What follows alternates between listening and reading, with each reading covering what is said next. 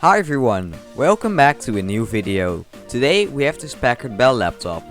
This is a Packard Bell Easynote MZ35. This laptop was released in October of 2006 for €820 and features an Intel Celeron M420 at 1.46 GHz, 1GB of RAM, an 80GB hard drive, a 2200 mAh battery, and a Radeon Express 200M which powers the 1280 by 800 15.4 inch TFT screen. Let's find out if this laptop from 2006 can still be used in 2020. Alright, first of all, when I got the laptop, I first tried to see if it actually still works.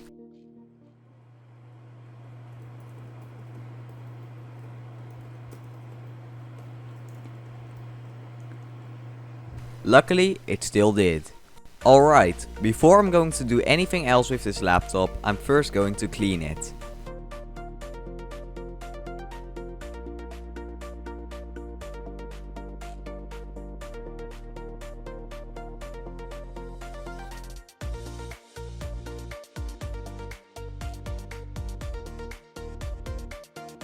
Now, with the laptop cleaned, let's also replace the thermal paste. I made a full tutorial on how to replace the thermal paste in this laptop on my other channel, Tigo Repair Stuff, but I'm just going to speed it up a bit here in this video. One thing I found is that the laptop had no or very little stock thermal paste applied for some reason. Another thing I noticed is that the battery is very light and is only 2200 mAh. My phone's battery is almost 3 times bigger than that. Alright, time to install Windows. During this install, the laptop got very hot but stayed relatively quiet.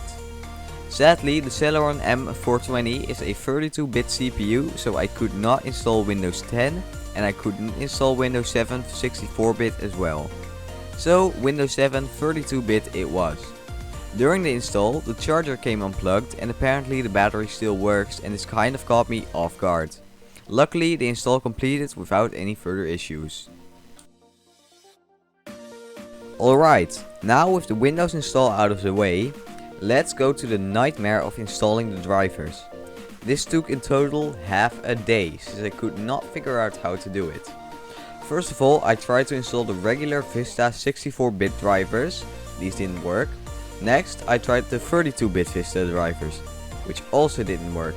Out of desperation, I almost tried installing Windows Vista. Luckily, when I was almost ready to give up hope, I found a tutorial which showed that I had to install drivers via the Windows Update catalog, but finally, half a day later and a headache later, I finally had the drivers installed.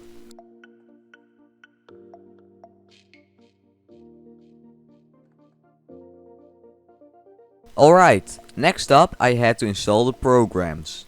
Sadly, Roblox would not work due to the CAPTCHAs being unable to load on this laptop.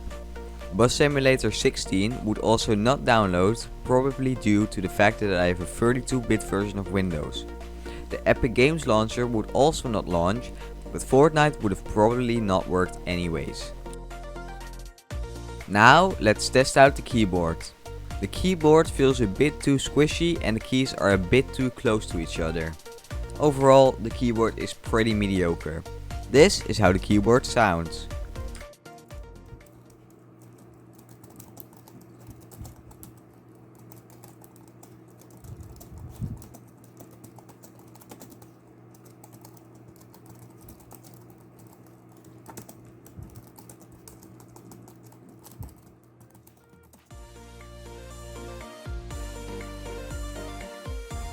Alright, for the first test, let's do some web browsing.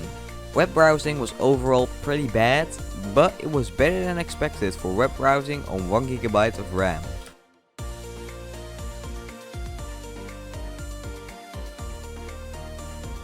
Alright, next up, let's see how good YouTube runs on this laptop. Sadly, YouTube is almost unusable, with 360p being the highest quality and the laptop even struggling with that.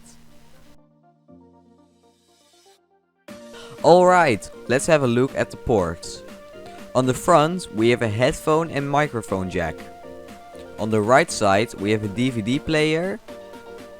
On the back we have an opening for a lock, two USB 2.0 ports, the charging jack and the Ethernet port. On the left side we have a VGA connector and another USB 2.0 port. That is a pretty limited selection of ports for a laptop. The touchpad on this laptop is pretty small, but the two buttons feel really good to press. This bar above the keyboard looks like it would be filled with buttons, like on most HP laptops from this era, but nope, there's just an on-off button and a Wi-Fi on-off button. For feeling like such a cheaply made laptop, yes, the whole laptop is made out of plastic, the hinge is pretty good and feels really solid. Next up we have user benchmark, which showed that the processor and RAM are performing as expected, that the Radeon Express GPU was not yet benchmarked on the site, and that the Seagate 80GB hard drive was performing way below expectations. Next up we have Heaven, which would not launch due to DirectX 11 limitations. On to Minecraft, which would load to the main menu, but not any further sadly. Alright, next up we have Euro Truck Simulator 2, which would crash every time I launched the game. Bus Simulator 12 tried to load, but artifacted like crazy and sadly did not load after all.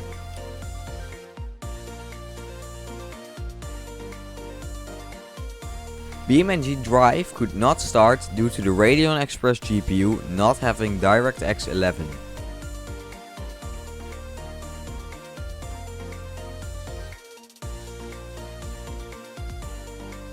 And lastly, we have PC Building Simulator, which would also not start due to DirectX limitations.